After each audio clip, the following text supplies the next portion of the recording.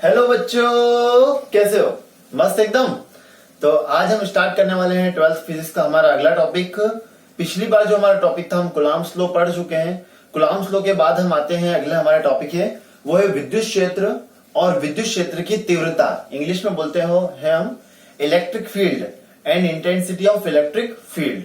ठीक है, तो स्टार्टिंग करते हैं। तो देखेंगे अपन सबसे पहले तो हमने जो कूलॉम्स लॉ पढ़ा था उसकी अपन चर्चा करें थोड़ी सी, अगर मतलब पहले वाली। ठीक है, तो हम उससे थोड़ा सा रिलेट कर रहे हैं। ठीक है, मान लो अपने पास एक प्लस क्यू चार्ज है। क्या है? प्लस क्यू आवेश है अपने पास। ठीक है, अब उस प्लस क्यू आवेश के पास में अपन एक रख रहे हैं यहां पे एकांक आवेश, इसको बोलते हैं पॉइंट चार्ज। ठीक है, इंग्लिश में इसे टेस्ट चार्ज भी बोलते हैं क्योंकि इस पे अपन टेस्ट करने वाले हैं। ठीक है, हमारा जो टॉपिक है वो है विद्युत क्षेत्र। सबसे पहले हम विद्युत क्षेत्र की बात करेंगे। विद्युत क्षेत्र होता क्या है एक नॉर्मल भाषा में, अगर आपको बाद में बताएंगे नॉर्मल भाषा में आप कैसे इसको एक्सप्लेन कर सकते हो। पहला आप समझिए कि स्टैटिक्स में विद्युत क्षेत्र में से कैसे समझते हैं अपन। ठीक है, विद्युत फिजिक्स में। चलो, तो क्या करते हैं, सबसे पहले एक प्लस क्यू आवेश अपने पास है और एक अपने पास है एकांक आवेश। ठीक है, अब यहां पे ध्यान देने वाली बात यह है कि एकांक आवेश पे ये हमारा टेस्ट चार्ज है जिस पर अपन टेस्ट कर रहे हैं। तो एक बात फिक्स होगी कि एकांक आवेश पर जो आवेश का मान होगा वो हमेशा कैसा होगा? पॉजिटिव। हमेशा रखना है। ठीक है, एकांक आवेश पर आवेश का मान कैसा होगा? हमेशा पॉजिटिव होगा। ठीक है, अब अपन ने क्या करा, इस आवेश को, एकांक आवेश को जिसका टेस्ट चार्ज अपन को जिस पे टेस्ट करना है कि मतलब फोर्स कैसा लग रहा है। ठीक है, तो एक ये चार्ज है और एक ये चार्ज है प्लस। अब प्लस और प्लस क्या होना चाहिए आपस में? बताओ, प्लस और प्लस क्या होना चाहिए? बहुत बढ़िया, क्या होना चाहिए? प्रतिकर्षण, रिपल्शन होना चाहिए इनके बीच में। क्या होना? रिपल्शन, रिपल्सिव फोर्स लगना चाहिए। ठीक है, क्लियर यहां तक? अब क्या हुआ कि हमने इसको छुपा लिया, मान लो इसको छुपा लेते हैं। ठीक है ना, और इसको लेके आए फिर से इधर। ठीक है, फिर क्या होगा? फिर भी रिपल्शन ही होगा। बहुत बढ़िया। ठीक है, क्योंकि मालूम ये जो चार्ज है हमने उसको छुपा लेंगे तो भी कहीं ना कहीं ये इसको रिपल्स कर रहा है, इसको ये प्रतिकर्षित कर रहा है, मतलब इसको ये दूर फेंक रहा है। अभी दूर क्यों फेंक रहा है? ठीक है, तो अपन ये समझते हैं यार कि कंडीशन क्या है इसको दूर फेंकने की। ठीक है, तो यहां पे अपन ये देखेंगे कि हम ये बोलते हैं कि ये जो आवेश है, जो अपना प्लस क्यू आवेश है, ये अपने आसपास एक फील्ड बना रहा है। क्या बना रहा है? एक फील्ड। अब जैसे मान लेते एक एरिया होता है ना, जैसे गुंडे का, जैसे भाईजान है ना, गुंडे वगैरह होता है। ठीक है, उसका एरिया होता है। उसके एरिया में जो भी कोई आ गया जैसे, तो उस पे क्या होता है? एक बल लगता है कि इस जो है गली में जो है एक गुंडा रहता है। ठीक है, तो यहाँ पे उसी टाइप से ये अपना एक बड़ा आवेश है, प्लस क्यू आवेश है ना। अब इसके ऊपर एक बल, ये जो क्या कर रहा है ध्यान से देखना। ठीक है, ये जो है एक विद्युत क्षेत्र बना रहा है। क्या बना रहा है? विद्युत क्षेत्र। इसको बोल सकते हैं अपन इलेक्ट्रिक फील्ड। ठीक है, अब ये एक विद्युत क्षेत्र बना रहा है यहां पर। अब देखो, जैसे ही कोई एक पॉइंट चार्ज, मतलब एक छोटा सा चूहा चार्ज, अब ये छोटा सा है बच्चा जरा सा, है ना, कोई छोटा सा चूहा चार्ज जब इस आवेश, बड़े आवेश के क्षेत्र में, अब ये इसका क्षेत्र बन गया। अब जैसे ही ये इस क्षेत्र में आएगा, तो इस पे क्या लगेगा? एक जो है रिपल्सिव फोर्स लगेगा, एक प्रतिकर्षण बल लगेगा इस पे। ठीक है, अब वो प्रतिकर्षण बल लग रहा है इसके ऊपर। इसका मतलब यह है कि यहां पे हर चार्ज का जो क्या होता है, एक जो है विद्युत क्षेत्र होता है, एक उसका क्या होता है? इलेक्ट्रिक फील्ड होती है उसकी। ठीक है, यहां तक क्या होगा? उसकी एक इलेक्ट्रिक फील्ड होगी, है ना। तो यहां तक अगर अपन बोले ये पॉइंट, ये अपने पास आवेश है। ठीक है, अब इसकी जो डायरेक्शन होगी वो कैसी होगी? तो इसकी जो डायरेक्शन होगी वो होगी अवे फ्रॉम द चार्ज, मतलब कि जो आवेश है अपना, उससे क्या होगा? जो विद्युत क्षेत्र की दिशा जो होगी वो कैसी होगी? दूर जा रही है। दिख रही है आपको? प्लस क्यू से क्या होगी? दूर जाते हुए दिखेगी हमको, अवे फ्रॉम द चार्ज। और अगर इसी की जगह हम अगर माइनस क्यू ले लें, क्या ले लें? अगर माइनस क्यू, तो माइनस क्यू के पास क्या होगी? माइनस क्यू की तरफ क्या होगा? इलेक्ट्रिक फील्ड आएगी। एक माइनस क्यू की ओर क्या होगा? इलेक्ट्रिक फील्ड आएगी। और प्लस क्यू से क्या होगा? वो उससे दूर जाएगी। ठीक है, यहां तक कोई दिक्कत? ठीक है, एक बार और पूरी चर्चा कर लेते हैं अपन फिर से। सबसे पहले विद्युत क्षेत्र पढ़ रहे हैं, तो विद्युत क्षेत्र होता क्या है? तो हिंदी में अगर अपन बोले तो वह क्षेत्र जहां तक किसी आवेश के प्रभाव को महसूस किया जा सकता है, वह क्षेत्र जहां तक किसी का आवेश के प्रभाव को महसूस किया जा सकता है, वह उस आवेश का विद्युत क्षेत्र कहलाता है। जैसे इसकी फील्ड हो गई ना, ये एक फील्ड हो गई, ठीक है। अब जैसे मैं हूं, मान लेते हैं मैं एक आवेश हूं, एक चार्ज हूं, ठीक है। अब मेरी आवाज है, अब मेरी आवाज कहां तक जा रही है, तो इस रूम तक जा रही है, तो ये क्या बन गया मेरा विद्युत क्षेत्र। अब इस क्षेत्र के अंदर जो भी आएगा उसको मेरी आवाज सुनाई देगी, ठीक है। तो विद्युत क्षेत्र की एक सिंपल सी डेफिनेशन अपन समझ सकते हैं कि किसी आवेश का वह क्षेत्र जहां तक उसका प्रभाव महसूस किया जा सकता है ना, उसकी इंटेंसिटी जो है, उसके प्रभाव को हम ज्ञात कर सकते हैं, उसका विद्युत क्षेत्र कहलाता है। प्लस क्यू के लिए इसकी जो डायरेक्शन होती है, इसकी जो दिशा होती है वो बाहर की ओर होती है, अवे फ्रॉम द चार्ज, और माइनस क्यू के लिए उसकी जो दिशा होती है वो चार्ज की तरफ होती है, मतलब बोल सकते हैं कि टुवर्ड्स फ्रॉम द चार्ज, ठीक है। तो अपना प्लस क्यू और माइनस क्यू के लिए हो गया। इलेक्ट्रिक फील्ड समझ में आ गई आपको क्या होती है, तो इलेक्ट्रिक फील्ड में यहां ही तक था, ठीक है। इसको नोट डाउन कर लेना जो है थोड़ा समझने के हिसाब से, ओके। चलो आगे बढ़ते हैं अपन, ठीक है, ध्यान से समझना। इलेक्ट्रिक फील्ड क्लियर हो गई दिमाग में, है ना। वह क्षेत्र जहां तक किसी आवेश का प्रभाव महसूस किया जा सकता है उसका इलेक्ट्रिक फील्ड कहलाती है, वहां तक उसका जो है प्रभाव हमें महसूस किया जा सकता है, ठीक है। अब इसके बाद क्या हुआ, इसके बाद हमारा आया इंटेंसिटी ऑफ इलेक्ट्रिक फील्ड, मतलब कि विद्युत क्षेत्र की तीव्रता, जो कि हमारा मोस्ट इंपोर्टेंट टॉपिक है। अगले 5-6 लेक्चर में आप इसकी बात करोगे, पूरे यूनिट में करोगे बहुत दिनों तक, ठीक है। तो इंटेंसिटी ऑफ इलेक्ट्रिक फील्ड क्या होता है समझते अपन, ठीक है। अब मान लेते हैं क्या होता है, ध्यान देना, ठीक है। अपन ने एक जो है एक आवेश लिया, एक चार्ज लिया, ठीक है, माइनस क्यू चार्ज लिया, ठीक है। अब यहां पे अपन ने क्या करा, एक छोटा सा नन्हा सा पॉइंट चार्ज, एक चूहा चार्ज रख दिया, ठीक है। अब ये जो है, ये वाला जो चूहा चार्ज जैसे यहां पे आया, तो इस माइनस क्यू चार्ज जो बड़ा सा चार्ज है अपना हाथी जैसा, वो क्या करेगा, इसको क्या करेगा, अट्रैक्ट करेगा, क्या करेगा, आकर्षित करेगा, ठीक है। तो यहां पे हम ये बोल सकते हैं कि ये जो है आकर्षित क्यों कर रहा है इसको यहाँ पे, तो यहां पे आकर्षित करने का मतलब है कि इस पे एक बल लग रहा है, ठीक है। अब वो बल कहां कहां कितना कितना डिपेंड करता है, हम इसके ऊपर चर्चा करेंगे, ठीक है। तो विद्युत क्षेत्र की तीव्रता उससे ही बनेगा कि विद्युत क्षेत्र की तीव्रता अपनी होती क्या है।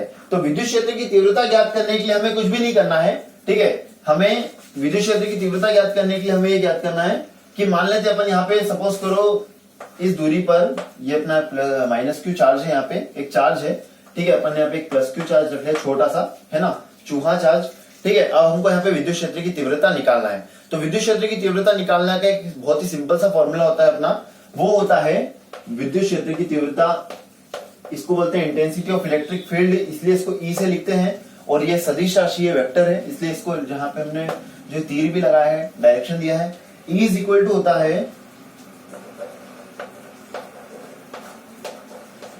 कुल बल, है ना, बिंदु पर कुल बल का मान डिवाइड में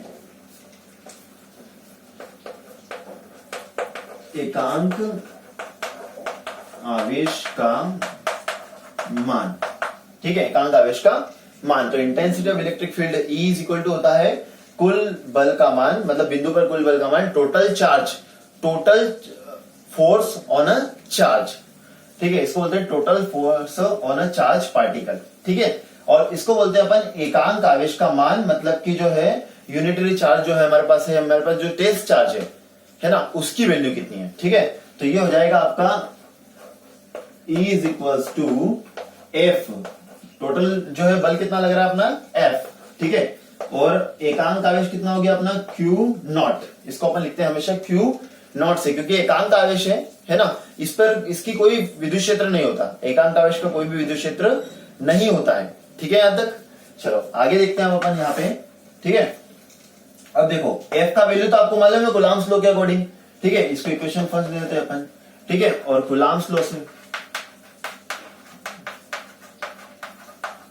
कूलम्ब्स लॉ पढ़ा था ना अपन ने, कूलम्ब्स लॉ क्या बोलता था कि F is equal to 1/4 pi epsilon not into Q not upon R square, ठीक है।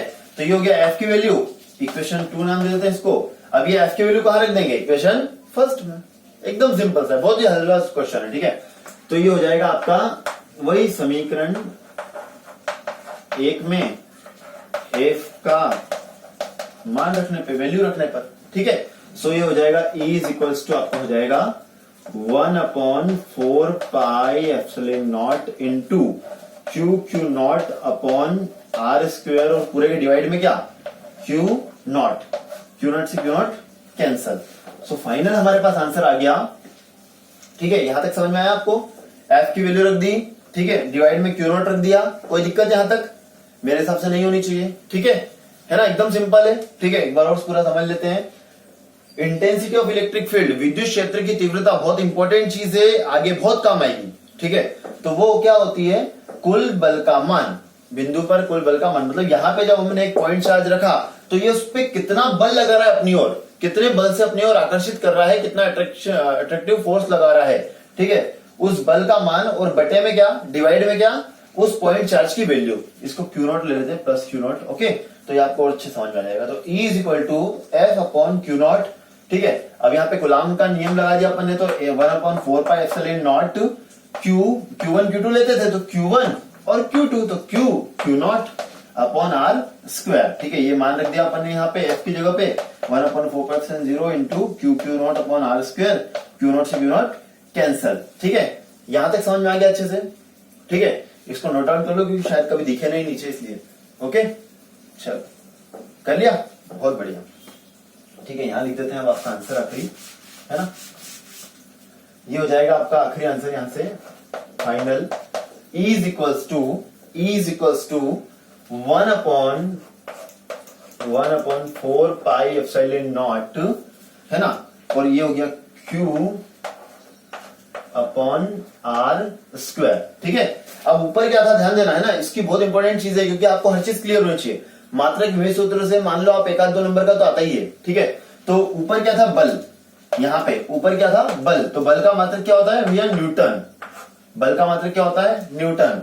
और क्यू है, क्यू क्या है, आवेश, आवेश का मात्रक कूलाम, बहुत बढ़िया, ठीक है। तो ये बन गया आपका फाइनल आंसर विद्युत क्षेत्र की तीव्रता का। E is equals to 1/4πε0 into q upon are square newton per coulomb. ये होती है आपकी इंटेंसिटी ऑफ इलेक्ट्रिक फील्ड, विद्युत क्षेत्र की तीव्रता, ठीक है। अब अगर आपसे कोई पूछे कि भैया इसकी दिशा क्या होती है ना, ये भी तो पूछ सकते हैं कि इसका डायरेक्शन क्या होगा, विद्युत क्षेत्र की तीव्रता की दिशा क्या होती है।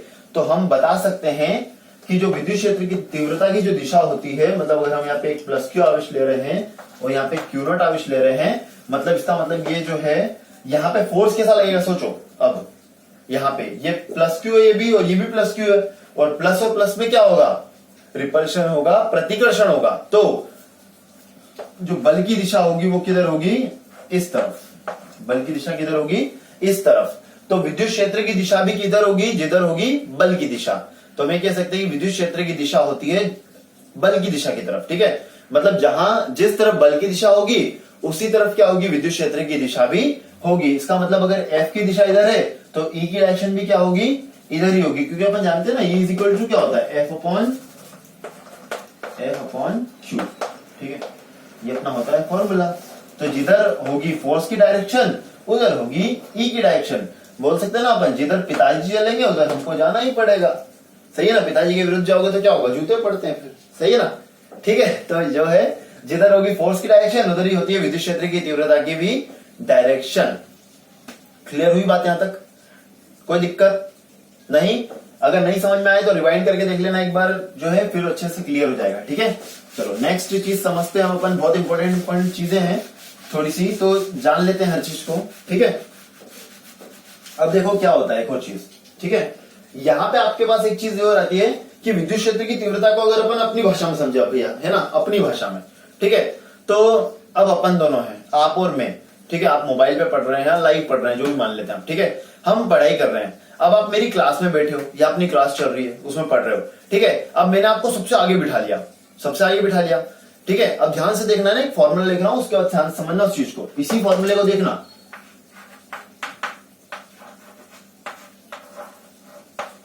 ठीक है, मैं यहाँ पे एक छोटी सी चीज लिख रहा हूं ध्यान समझने के लिए आपको। E विद्युत क्षेत्र की तीव्रता और दूरी, उसमें संबंध क्या होता है। ठीक है, तो अब वही कहानी पे आ जाते हैं। क्लास में मैंने आपको अपने पास में बिठा लिया यहाँ पर, ठीक है, अब मैं समझा रहा हूं, आपको अच्छे समझ में आ रहा है। ठीक है, अब मेरी इच्छा हो यार, नहीं यार जो है यार आपको जो है यहाँ नहीं बैठना चाहिए, आपको तो जो है क्लास के बाहर निकाल दिया। ठीक है, मस्ती कर रहा था ना, तो क्लास के क्या करा, बाहर निकाल दिया। वहां आवाज सुनाई दी क्या, वहां आवाज सुनाई देगी क्या, नहीं देगी ना, यहाँ पे सुनाई दे रही थी अच्छे से। तो यही होता है विद्युत क्षेत्र की तीव्रता। जैसे जैसे दूरी बढ़ती है, जैसे जैसे दूरी बढ़ती है, विद्युत क्षेत्र की तीव्रता का मान भी क्या हो जाता है, धीरे धीरे कम होने लग जाता है। तो हम बोल सकते हैं कि जो विद्युत क्षेत्र की तीव्रता है वो जो दूरी होती है उसके व्युत्क्रमानुपाती होती है। क्या होती है, व्युत्क्रमानुपाती, इसको बोलते हैं व्युत्क्रमानुपाती। ठीक है, तो विद्युत क्षेत्र की तीव्रता जो होती है वो दूरी के वर्ग के व्युत्क्रमानुपाती होती है। मतलब जैसे जैसे अगर दो चीजों के बीच की दूरी, दो आवेशों के बीच की दूरी जैसे जैसे बढ़ेगी, विद्युत क्षेत्र की तीव्रता का मान भी वैसे वैसे क्या होगा, कम होगा, घटेगा। ठीक है, अगर दूरी 2 गुना कम हो जाए, ऐसे ऑब्जेक्टिव आएंगे डायरेक्ट, है ना, ये डायरेक्ट ऑब्जेक्टिव आता है, ये डायरेक्ट ऑब्जेक्टिव आता है, ठीक है, ये डायरेक्ट ऑब्जेक्टिव आता है। ओके, तो जैसे जैसे दूरी बढ़ेगी, दूरी 2 गुना हुई तो विद्युत क्षेत्र की तीव्रता कितने गुना कम हो जाएगी, 4 गुना कम हो जाएगी। दूरी 3 गुना हुई तो कितने गुना, 6 गुना नहीं, 3 तिया 9 गुना कम हो जाएगी। ठीक है, तो यही होती है विद्युत क्षेत्र की तीव्रता और जो है इसमें संबंध। ठीक है ना, इसका ग्राफ भी बना सकते हो, कभी आपको एग्जाम में आ जाए। ठीक है, नीट वगैरह में कभी कभी आ सकता है। ठीक है, उसमें ग्राफ में बता देता है आपको कि ऐसा कुछ दे दे कि भैया विद्युत क्षेत्र की तीव्रता और दूरी में ग्राफ बनाइए। ठीक है, ग्राफ बनाइए, है ना, आपको अलग अलग 4 ग्राफ दे दिए। आपका आंसर हमेशा ध्यान रखें, आपका आंसर है ये वाला ग्राफ। ठीक है, जो क्या होगा, धीरे धीरे क्या हो रहा है, धीरे धीरे मान उसका धीरे धीरे क्या हो रहा है, कम होते जा रहा है। ठीक है, ग्राफ प्लॉट करना आपको आना चाहिए, हर चीज के बीच में ग्राफ निकालते धीरे धीरे सीखते जाओगे। ठीक है, यहां तक कोई डाउट नहीं है।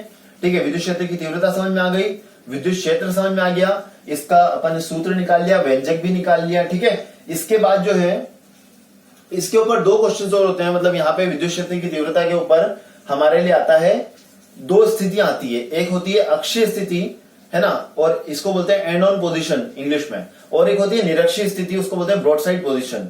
ठीक है, तो विद्युत क्षेत्र की तीव्रता के लिए अपन 2 तरह की स्थितियां निकालते हैं, एक होती है अक्षीय स्थिति जो कि एक्स अक्ष पे होती है, और एक होती है निरक्षीय स्थिति जिसे हम बोलते हैं ब्रॉड साइड पोजीशन। ठीक है, वैसे अलोंग द होती है परपेंडिकुलर। ठीक है, तो 2 स्थितियां निकालना है, बहुत इंपॉर्टेंट है एग्जाम के लिए।